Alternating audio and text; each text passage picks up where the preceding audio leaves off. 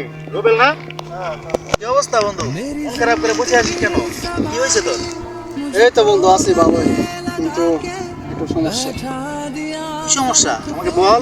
সমস্যা বন্ধু, তুই তো জানোস সৌদি আমি 1 বছর ধরে আছি। তোর একটু পিছিয়ে পিছিয়ে আছি আমি, তুই আমার একটু আগে আছিস।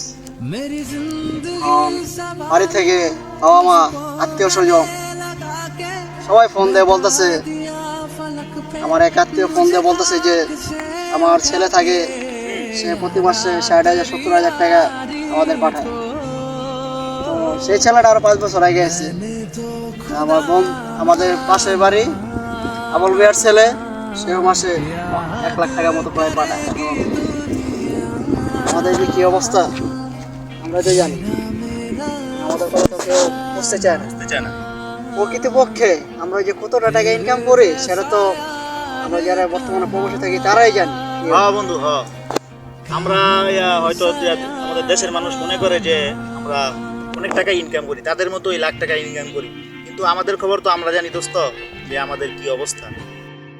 সৌদিতে আইসা টোটো কোম্পানি ম্যানেজার হয়ে গেছি, এটা কি অবস্থা?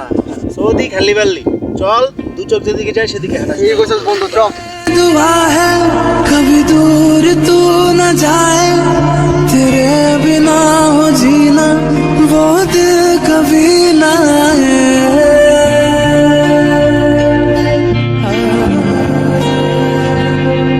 मेरे दिल की ये दुआ है कभी दूर तू न जाए।